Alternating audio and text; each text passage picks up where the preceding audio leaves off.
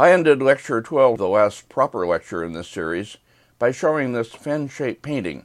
It's in the Nizu Museum in Tokyo, by the way, and remarking that it was originally in an old issue of Kokka magazine, published as a work attributed to Eugen, but that more recently it's been published in Japan as an early work of the Japanese painter Sesshu. I won't try to resolve that contradiction, but I'll only point out that it illustrates a real connection. Sesshu went to China with a diplomatic mission in 1467, and he stayed there for 2 years, returning to Japan in 1469. While he was in China, he studied Sung paintings that he was able to see there, along with some later painting. He didn't have a lot of respect for Ming painting.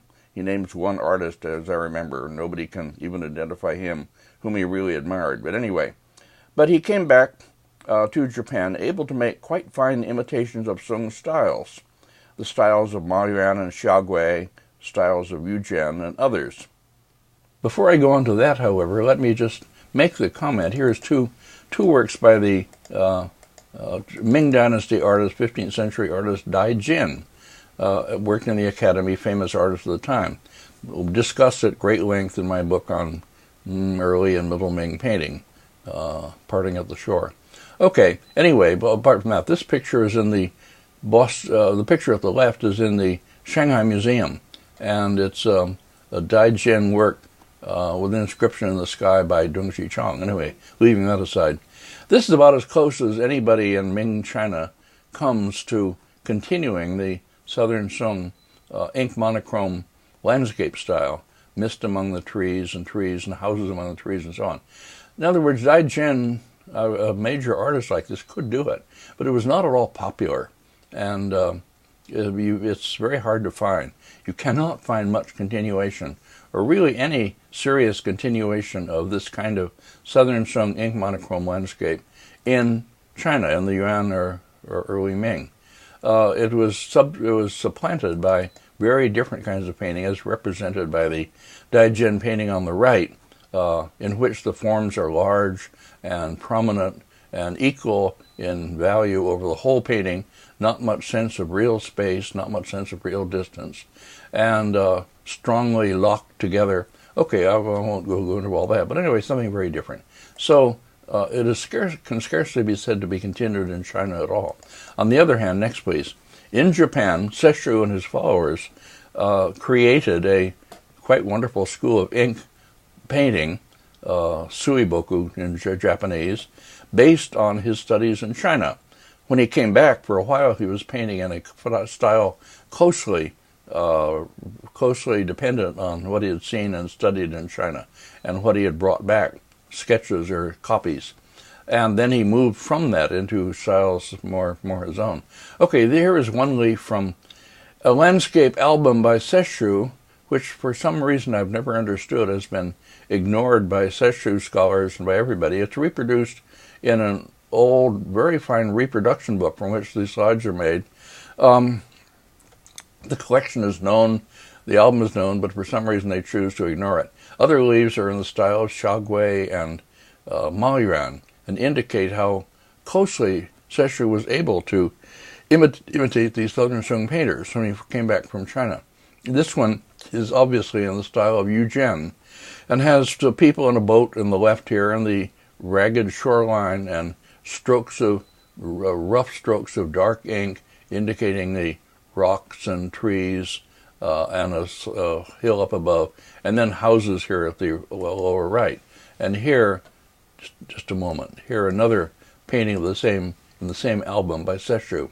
Well, these are quite fine and interesting, and as I say, indicate that Sesshu really took this style seriously and was going to do something new with it, and in fact did go on to do something new with it.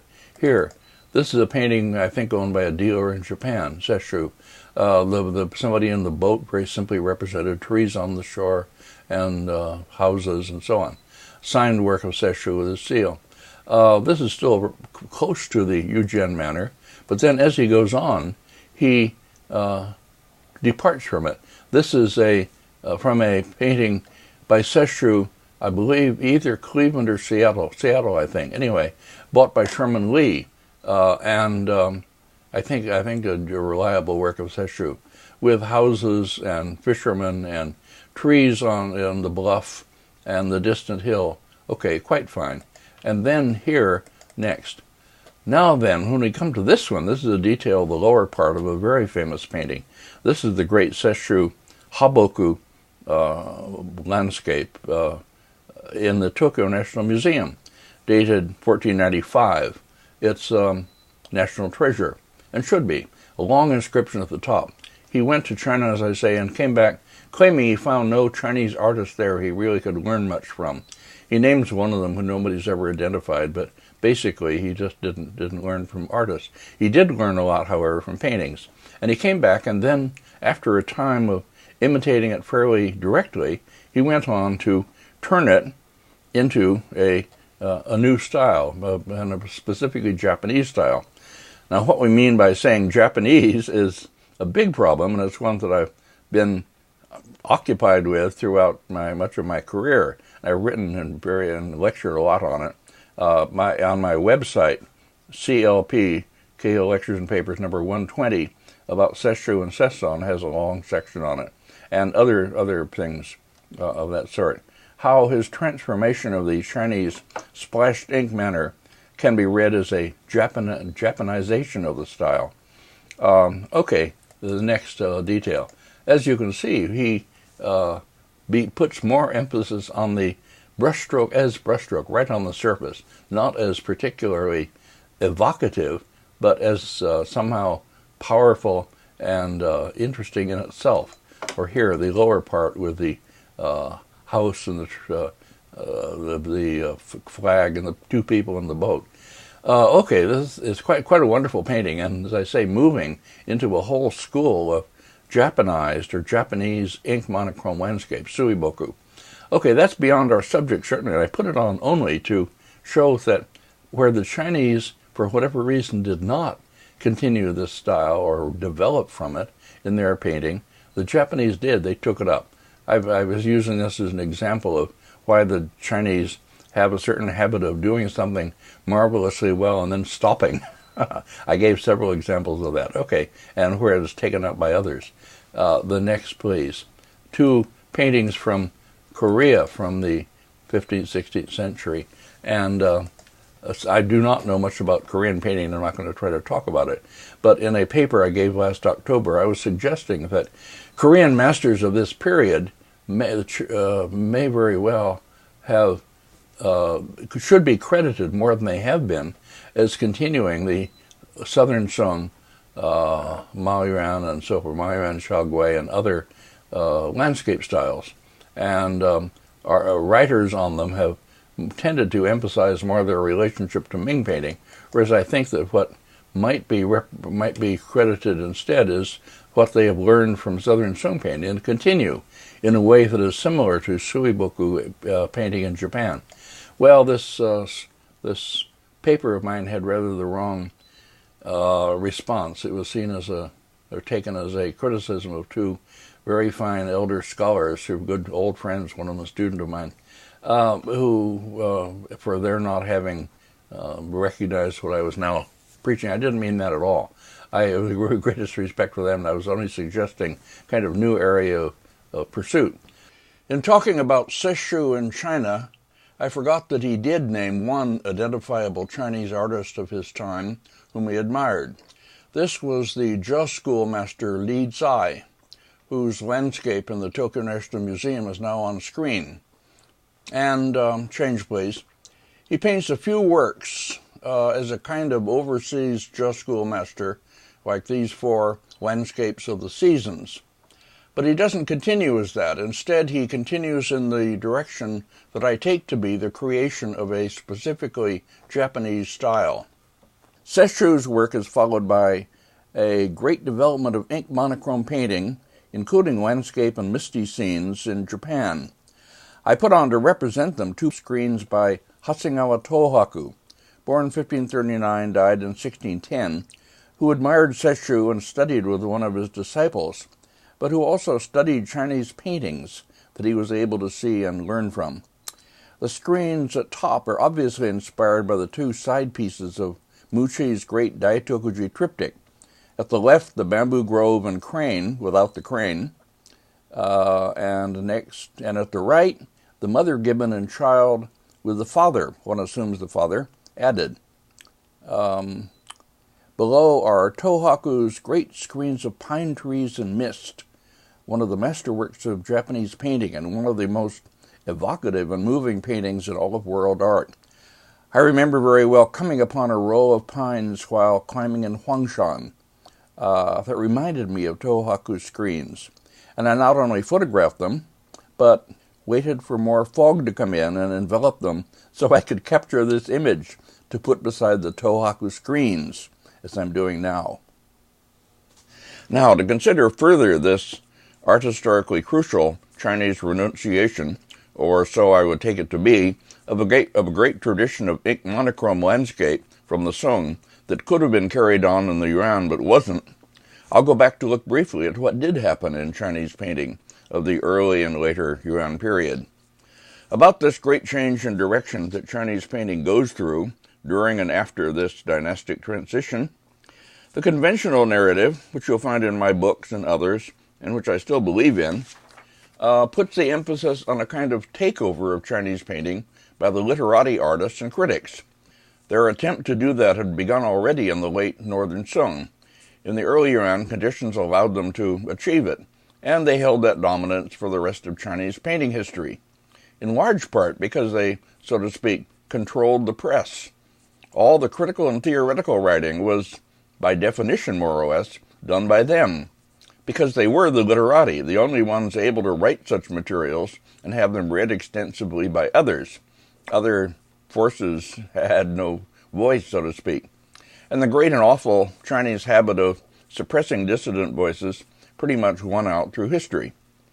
I'm going to give only the briefest outline of Yuan painting, beginning with the general observation made already that the scholar-amateur movement in painting, which had been heavily overshadowed through the later Song period by the great achievements of the professional and the academy painters, now comes to the forefront in the eyes of the leading critics and major artists of the time, and those of all the later periods. On this, you can read my book, Hills Beyond a River, which is about Yuan dynasty painting, or you can read my chapter on that subject in the 3,000 Years book, pages 138 to 195 for a shorter account. Both are available in both English and Chinese. Next, please. Major artists of the time include Zhao Mengfu, whose Autumn Colors on the Qiao and Hua Mountains, painted in 1296, is now on the screen. He believed, and other prominent artists and critics of the time joined him in believing, that he was rejecting the whole of Southern Song painting, which they associated with political weakness and the loss of China to foreign invaders, and going back to early Song, or even earlier, to the work of artists such as Dongyuan. Next. Here, to remind you, is a painting ascribed to him, to Dongyuan. And you can see what it is that Zhao was reviving, so to speak. The long look over a long terrain with horizontal lines and the scruffy tree groups and the simple houses and so forth. His painting represents a sharp break, that is, with late Song painting, a reversion to a more distant past. As you remember, the highly conscious literati tradition differs from the older, normal kind of tradition, in that the artists don't simply follow one another in an orderly way, but could choose what style or tradition from the past they would follow or adopt for their present purpose. They might work in one style one day and another style the other day. You remember Zhao Lingrong and Wang Shan were that way. Next, please. Some early Yuan artists of the type called Yimin, or leftover subjects, literally, were expressing subtle protests against the Yuan rulers and a loyalty to the fallen Song in paintings with political implications that they understood but their Mongol rulers presumably didn't. This is Zheng Shixiao's famous simple picture of Chinese orchid plants, painted in 1306. He wrote somewhere else that he painted them without earth around their roots because the earth had been stolen by the barbarians and so on. All very political and very moving for Chinese of the time. Next. Later artists, such as Huang Gongwang, seen here in one of his works, continue to develop new modes of landscape painting, more personal and expressive than Sung painting had mostly been. His follower Nizan, picture of his on the right, paints simple, sparse pictures which become so prestigious that every cultivated man or family in the Jiangnan region where he worked had to have one. It's like what happened with the works of Miao-ren back in the late Northern Song, as you remember. Everybody had to have a Miao-ren painting because they were so prestigious. Next. Another of the great late Yuan landscapists was Wang Beng, whose painting titled Dwelling in the Qingmian Mountains of 1366 we see here. I'm going to devote a whole lecture in the series on later Chinese painting to this great work and others related to it. I won't talk about it now. Next. Meanwhile, those professional painters of the Yuan who still followed the Song Academy tradition, such as Sun Junzi, two of his works now on the screen, were pushed into the background very much. Sun had the misfortune to be working in a style that was quite unpopular among the Chinese critics and collectors of that time. They referred to Ma Yuan because of his habit of crowding the main matter of his compositions into one lower corner as one corner Ma, or one corner Ma, my tones are all wrong, and associated that stylistic practice with the Chinese loss of territory under the Southern Song. Again, very political. Sun Junzi's work is mostly known only from examples preserved in Japan. He had no reputation at all in China, and Chinese collectors didn't want his paintings. One that did survive in China at the left, which is maybe his finest surviving work, did so by being falsified, with Sun's signature partly obliterated, it's in the lower left, obliterated with a stroke of ink, and a label on the outside proclaiming the picture to be a Sung period painting. Quote, almost certainly by Ma Yuan, somebody writes. So the painting survived, but not as a genuine Sun Junzi, but as a fake Ma Yuan. I myself bought it cheap from a New York dealer, thinking that it was a fine early Ming work, and afterwards discovered this partly obliterated signature of Sun Junzi. Whereupon I showed it to some Japanese who were coming through after a symposium. They got very excited and asked that it be shown at the World's Fair Great Masterworks of Chinese Art, Great Masterworks of World Art exhibition and so on. The painting became very famous. It's now owned by my daughter Sarah and kept in our Berkeley Art Museum. Next, please. As I was arguing earlier in this postlude, the great achievements of Southern Song ink-monochrome landscape, whether by an academy master like Xiaogui, the section of his pure and remote view at left, which I'm sure you know by now, or a Chan master like Yu Jian, his mountain village in mist at the right, painters like this have no significant following in China. It's as if the most influential critics and artists had all decided collectively, no, we and the artist we support aren't going to do that anymore. And as I was showing earlier, it was left for artists outside China, in Japan and Korea, to develop new styles based on that discontinued Chinese tradition. Next. So that, in the briefest outline, is the standard and I think correct account of how Chinese painting was redirected in the Yuan period, as you can read it in my writings or in Lure or in others. But let me continue to say more about what I would see as the great renunciation, the failure of Yuan and later Chinese artists to follow up on the still viable Song ink-monochrome landscape tradition.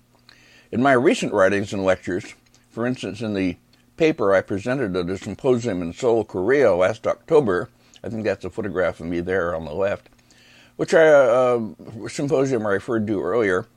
Since then, I've seen this renunciation as part of a strange pattern, one that can be paralleled, I believe, elsewhere in Chinese history and culture. Let me run quickly through a few other examples I've used to illustrate this pattern, the pattern of renunciation, that is. Next, please. One is the extraordinary development of technology and proto-science up through the Song and beyond, in which China easily outstripped the rest of the world. At left is a model in the Smithsonian of a Chinese invention called the ever southward pointing chariot. Okay, it's an extraordinary device, and the wheels of the chariot are somehow linked by an intricate system of gears and so forth to the figure on the top, which pivots and points. And somehow, no matter how you pull it around, the figure on the top always points the same direction, south. Well, I tried it with this little model I made in the Smithsonian, and indeed it worked. This is a Chinese invention from sometime shortly after the Han, as I remember, 3rd century AD, maybe. Well, and the other picture on the right is a portion of the well-known water wheel and powering a flour mill painting, which I showed in one of my lectures. This is just to remind you. Well, this is the so-called Needham problem, after Joseph Needham, who wrote the Science and Civilization in China series, or edited it. That is to say, why did China end this development? Why did they all turn away, so to speak, from pursuing further technological, proto-scientific progress, leaving it for Europe to invent the steam engine, carry out the Industrial Revolution, and all the rest? Well, looking at today's world, one could remark bitterly that the Chinese were very smart to stop as they did, but that's another issue that I don't want to raise here. Next, please. Another example is the exploration of the world by sea in the great expeditions led by Zheng He in the early 15th century, exploring South and Southeast Asia and all the way to the east coast of Africa. One of these images on the screen compares the size of Zheng He's ship with that of Columbus, which is much, much smaller. Columbus, who, along with others, as you well know, took up nearly a century later this project of exploring the world by sea that China had renounced. Zheng He's voyages were ended, so the standard account has it, and I suppose it's still accepted, by a conservative faction in the Ming court. One imagines them as like our Republican opposition, determined to keep all progressive things from happening. Okay. Next, please. Another example is pictorial printing in color, using a multiple woodblock process. This was developed in China, mainly in the Ming Dynasty, culminating in the late Ming. By the late Ming period, it had reached a high point way beyond anything done elsewhere in the world. In fact, nothing remotely comparable was being done elsewhere. And then in the early Qing, the later 17th century and beyond, it was more or less given up in China. That is to say, there are very few outstanding examples from the later period. Nothing really seems to have followed up on this great beginning. While the Japanese, as most of you know, take up the technique, and much of the imagery as well, from China, as the beginning of their great ukiyo-e school. And they go on to produce a color print tradition known everywhere. Everybody knows about ukiyo-e. Nobody really, hardly, very few people realize how, well, anyway. Now, next, please. Not many people, realize that this is one more thing that the Chinese did first, and they did on as high a level as was ever going to be done, and then they stopped doing it, more or less. These are erotic prints of the kind produced in the late Ming period. We now have a wealth of these, by the way, in a unique collection, once belonging to a Japanese scholar collector named Shibui, which is now in the Muban Foundation in London. A book on these is in preparation. Fascinating and wonderful collection. Okay, next. Now, my argument goes further for the non-follow-up of late Song ink-monochrome landscape because of the rise to dominance of the Literati painting orthodoxy in the early Yuan, and for the sea voyages of Zheng He, and perhaps to some degree for the other examples also. It's a powerful conservative faction that blocks any further progress, brings that line of development more or less to an end. The same kind of factions that also brought the great Northern Song development of monumental landscape painting to an end in the late Northern Song period. You remember that from my lecture, how they sort of scoffed at gouache, and Mi Fu said that, what's his name? Anyway, Great Northern Song landscape, it wasn't really worth looking at, and the Emperor Huizong disliked gouache paintings and gave a bunch of them away to somebody. Anyway, all that, you know. Now, from this observation, I've argued that the great curse of the Chinese people over the centuries has been their unwillingness or inability to confront these powerful orthodoxies that dominated their culture. For our subject, painting, this was mainly the Literati or the scholar amateur painting movement, which from the early Yuan period and for the rest of Chinese history push other kinds of painting into the shadows, more or less ban collectors from appreciating and preserving them. For a number of decades now in my own career, a kind of one-man resistance to this orthodoxy has set the directions I've taken, culminating perhaps in, next please, in my recently published book, in which toward the beginning I asked the question, why is it, at a time when we usually don't continue to honor the self-serving rhetoric of male elite minorities, why have we continued to honor this one, as though it were a great central truth about Chinese painting, as indeed we have? We've all read our Bourdieu, French writer, Bourdieu, Pierre Bourdieu, as I pointed out in another recent paper, about how tastes in art are tied to particular times and socioeconomic classes, and they aren't as universal as we sometimes pretend or we used to think. So why do we go on then as though we hadn't read Bourdieu, and we didn't know this? What has kept us from ignoring this orthodoxy and looking at all the rest of Chinese painting? Next. And I've begun to realize recently how much I owed in this regard to my early friendship with the great historian Joseph Levinson, who insisted on writing about issues and situations in Chinese history, not in terms of great unities and harmonies, as so many Chinese scholars want to see them, but rather as the interaction of divergent, sometimes contending factions or forces within the society. Levinson has been heavily criticized for this, and for other things too, and I suppose I will be too, but that doesn't trouble me. It was in fact Levinson's method, I realize now, that pushed me into writing throughout my career about large issues in Chinese painting in ways that went against those great central orthodoxies. But I don't mean to pursue that argument now. I simply want to introduce this profound belief I've arrived at in my later life, that the heavy dominance of the Literati painting doctrine and practice from the Yuan period onward in Chinese painting, which has been taken as a central truth about our subject, wasn't entirely a positive force at all. It also had profoundly negative effects on the whole tradition in ways that we're only beginning to recognize. So how then are we to understand Chinese painting of these later periods, after the great Gombrich-like development from the beginning to the end of Song, the development that this series has tried to trace after this has ended? My answer to that big question is best expressed in an article I published some years back, arguing that the Song-Yuan transition led to what we can call a post-historical period.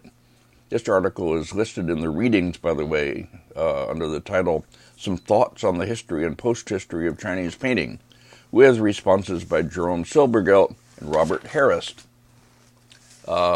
Next. The post-historical idea, that is how we might think about later Chinese painting, I took from Hans Belting. This is a picture of him in his book, The End of the History of Art. It seemed to me a good idea, and the right way to think about post-Song Chinese painting, and I may develop that argument in my article. But the responders, instead of dealing with that big idea, as I had hoped and expected they would, seized instead on the concept of the Yuan Revolution in painting, and proceeded to argue against that. Okay, here we go. Next, please. That left, Gombrich, Blur, and my great predecessors. And saying that raises another big issue. All the paintings and artists and stylistic developments and events that have made up this series, set in order and discussed as I've done, make up an art historical narrative of the old kind, the kind practiced by Ernst Gombrich, by all my Chinese art teachers and heroes, by art historians everywhere until not long ago. For the Song-Yuan transition, it's a narrative about certain kinds of painting flourishing and others declining, virtually ending, being carried on elsewhere than in China, and so forth, as I've been talking about. Most of what you'll read on Chinese painting of the Song and Yuan, including my book on Yuan painting, Hills Beyond a River, follows more or less that account.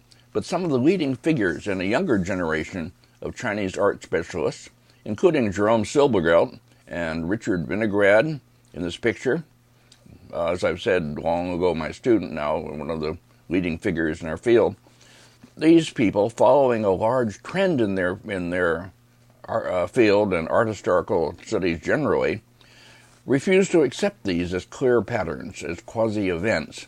They point to all the other artists and paintings and events from around the same time, and they ask, but what about these? If we look at the big picture, it isn't so neat. There isn't any revolution at all, just a great continuity. And that kind of objection can, if one chooses to argue that way, can be applied to this series of mine as a whole. Throughout it, I've been making large observations that others will find problematical or even false. But my observations aren't either true or false. They're just formulations, or art historical truthlets, as I called them in a recent article, for which one has more or less evidence. That is to say, they become more or less like real truths as one finds more or less evidence to support them.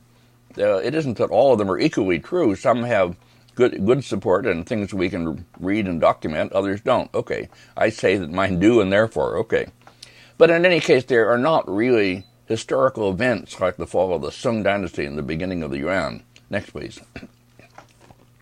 Stringing together a long series of these truthlets or formulations into a style history for early Chinese painting was the major, objective of this series.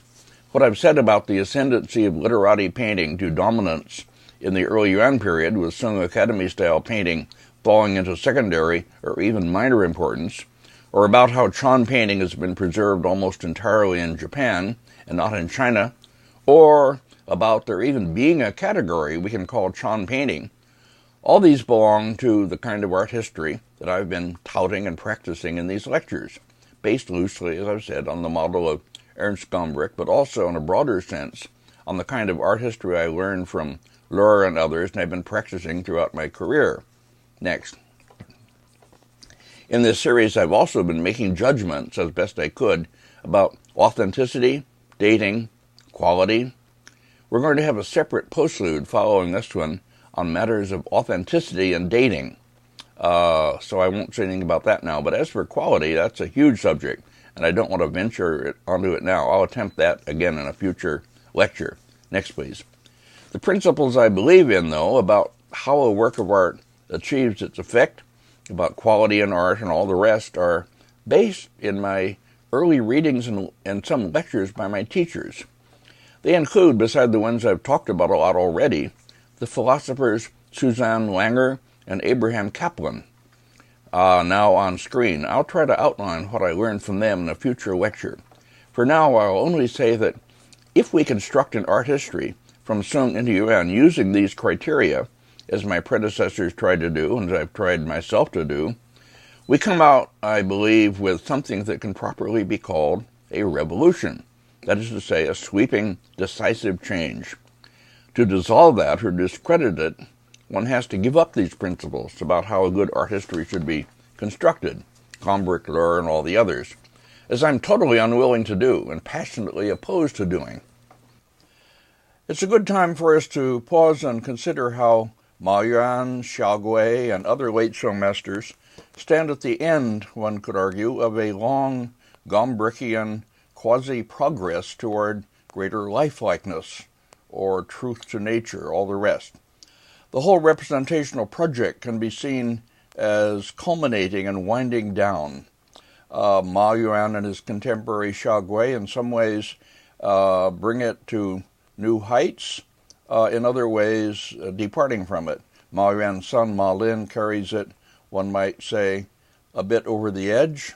Liang Kai, after mastering it as an academy master, will make the leap into something entirely different. And the Chan or Zen masters, whose works we saw in the last lecture, definitely leave it behind in their move into something else. Still a kind of super realism, if one chooses to see it that way.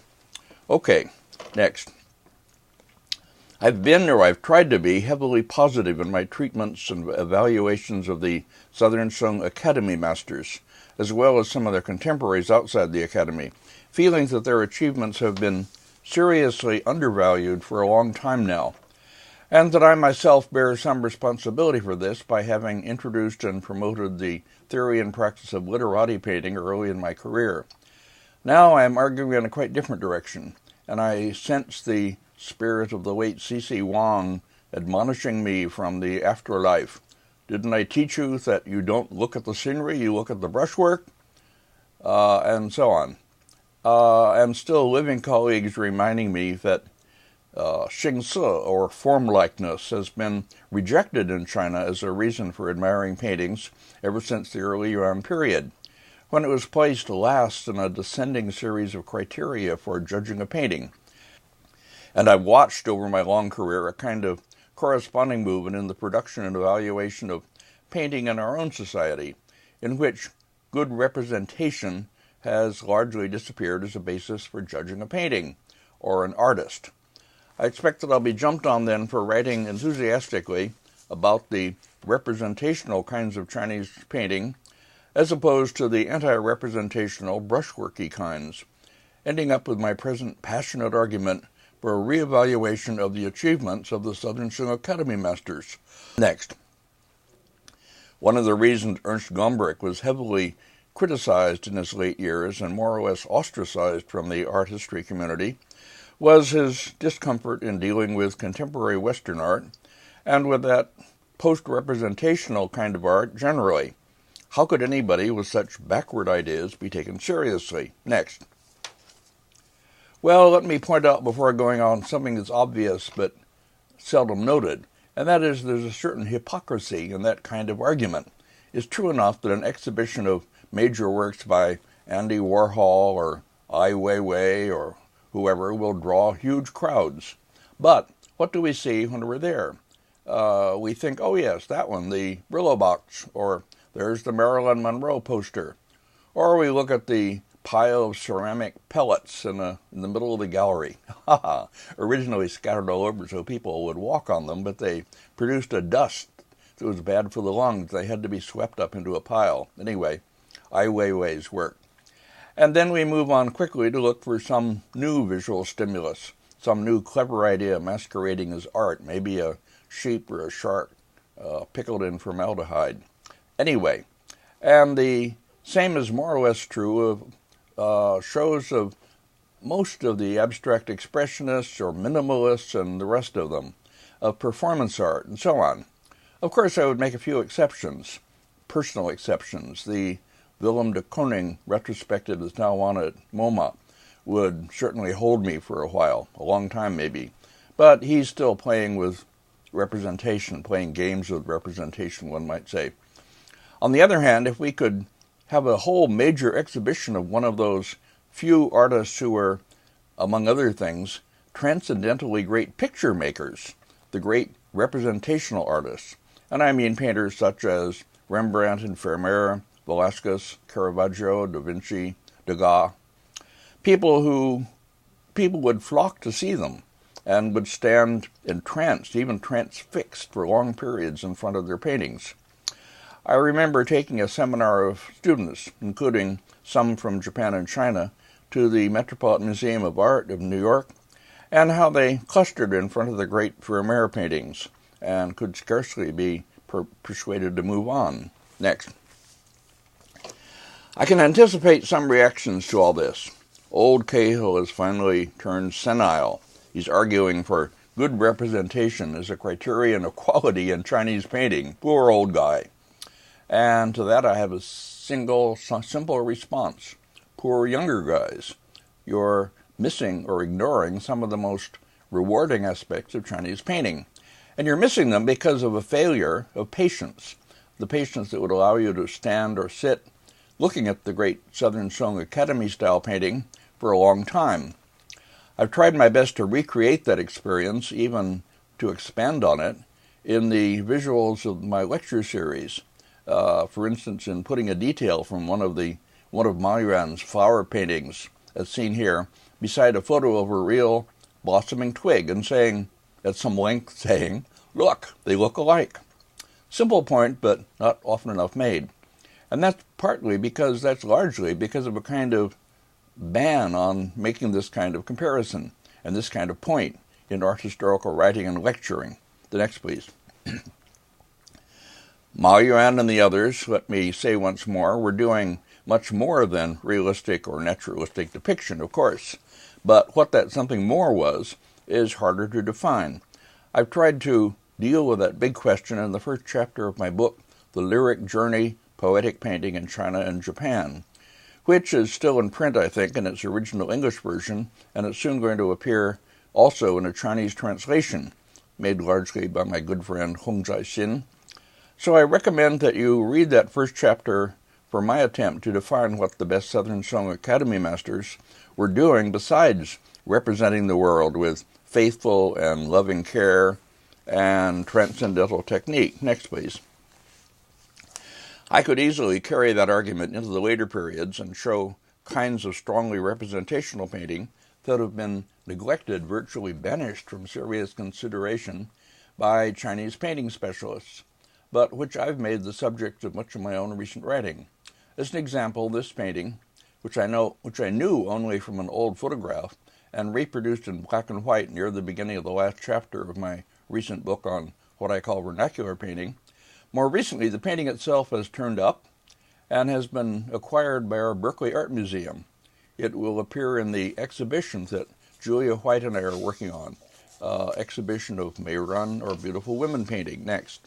The time and care that the anonymous artist, working sometime in the 18th century, exercises on filling in the fabric patterns shown in the painting, the meticulous depiction of the rug, the intricate design of the fine openwork wood screen covered with paper in the upper panel of the door. We have a similar one in the front window of my house in Berkeley. The display case and the craft objects in it. All these can bring a lot of pleasure to a viewer if he or she is open to that kind of visual pleasure. But most people in our field are scornful of it, thinking or asking, what has this to do with art? I was asked a similar question once by a student representing, I'm sure, the opinion of many others in the audience when I lectured on my vernacular paintings at the new program at Beida or Peking University. He said, "You have shown us paintings of beautiful ladies and street peddlers, Professor Cahill, but what have all those to do with art?" I would like to have responded, but I couldn't since Shingaround, as my interpreter, responded briefly for me. I would like to have responded by saying, I could show you a series of details from late works by Wang Hui or Wang Shigu with faultless brushwork, but very little of properly pictorial interest, and then ask, but what have these to do with art? But those would be perfectly acceptable to you, whereas my vernacular paintings are unacceptable. Isn't it possible that you have been brainwashed? Of course, he wouldn't have accepted that response because he was sure he knew better, having been taught the Orthodox doctrine about good brushwork and all the rest by his teachers. Next. The issue of likeness was raised again recently in a correspondence that I had with the critic and art theoretician David Carrier, seen at left in a painted portrait based on a photograph. He sent me the strange composite image that's seen at right. He was traveling in China and he visited the famous tourist site in Guilin. He was to see the distinctive mountains there. And there on the tour boat, he saw a Chinese man holding up a banknote. Investigating, he found that the man was comparing the image of the Guilin Mountains on the banknote with the real mountains. And he wrote me, quote, "I instantly thought, so Jim Cahill is right. In China, too, art is representation. Semiotic theories cannot be true, because anyone can see that the image on the banknote looks just like the mountains. Amazing what one learns some days," end quote. And I responded in part, quote, "I know you are making a learned joke, but it's true enough that I've battled for decades the dumb idea that one image resembles the real thing as much as another. I used to say that people who argued that way should be placed in a dangerous terrain full of traps and given a choice between two maps, one showing the real layout of the terrain, which would enable them to make their way out safely, the other not guaranteed to be an accurate representation, and if they follow their beliefs, they would pick the latter as often as the former, but, ... end quote.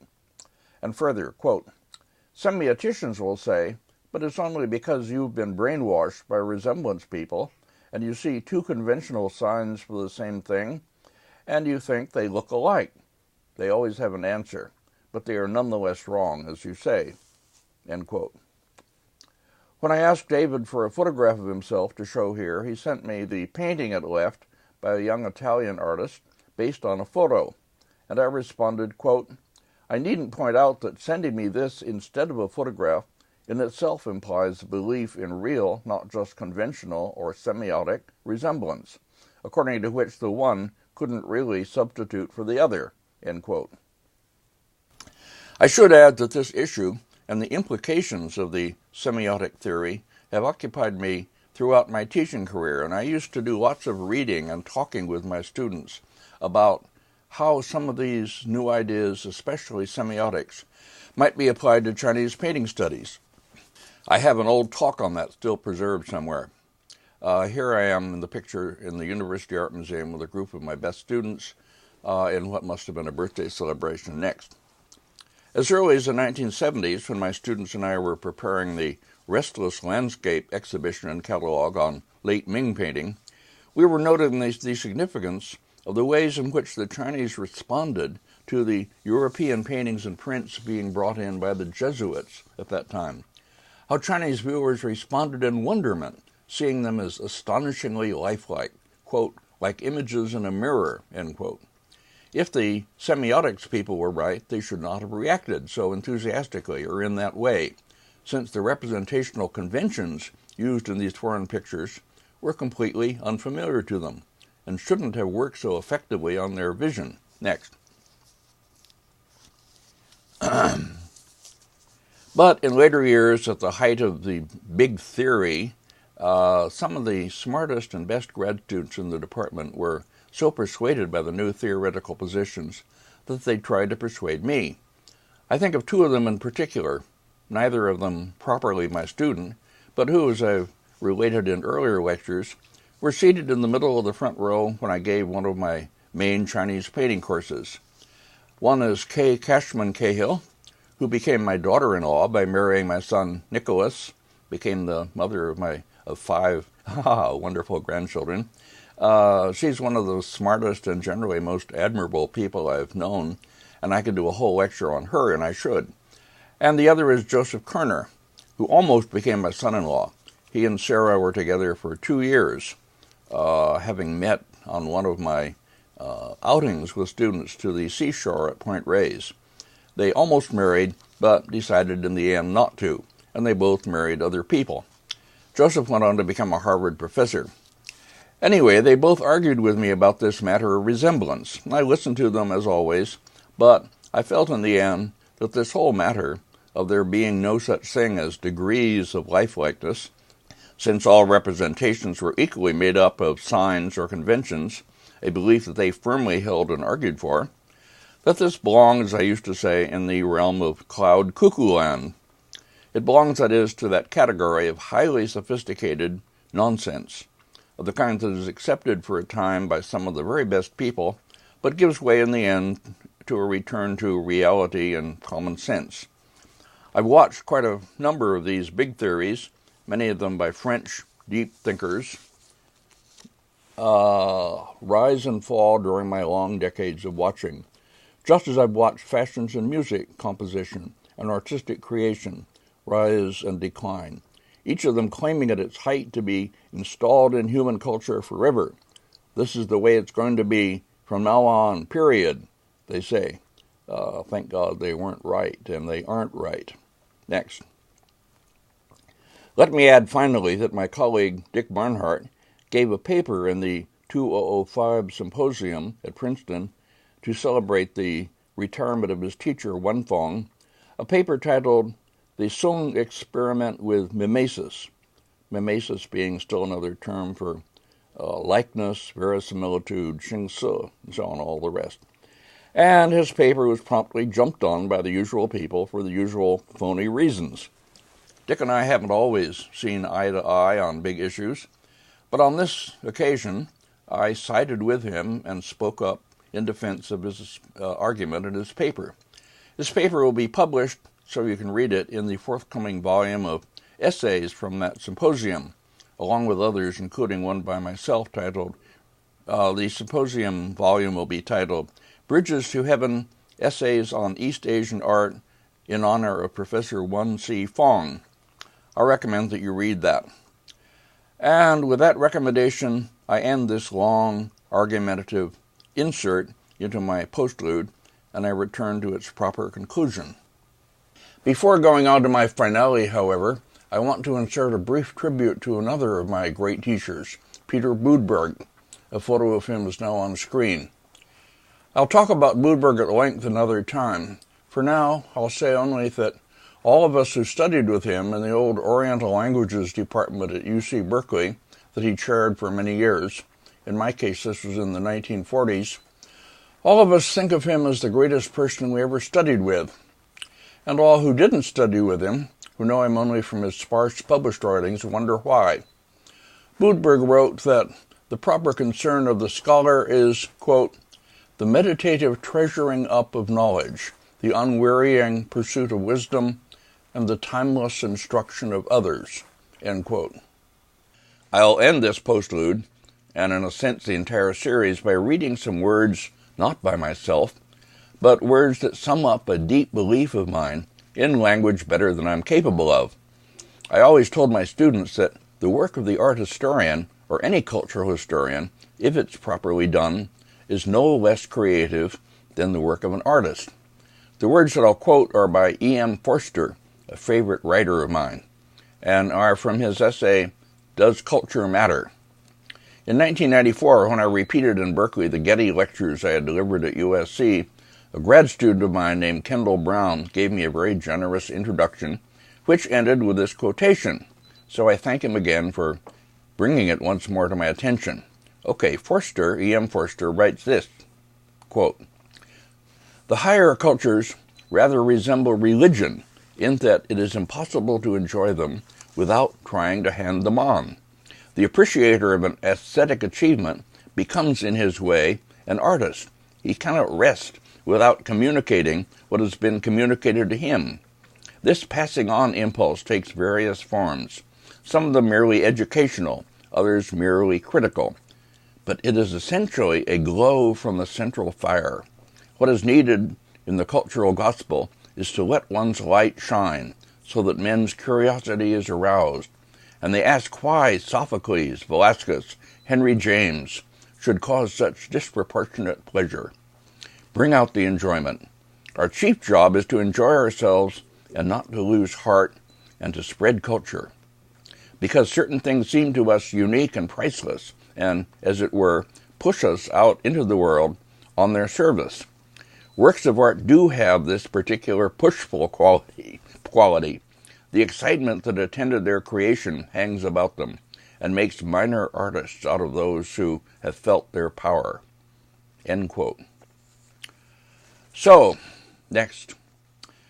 So, with the image of Fusheng and these words of E.M. Forster, I close these lectures, which have given me great pleasure to put together and deliver, and which I hope will give pleasure and a certain kind of enlightenment to a great many people, by opening further this great tradition of painting to their appreciation. So ends Postlude A.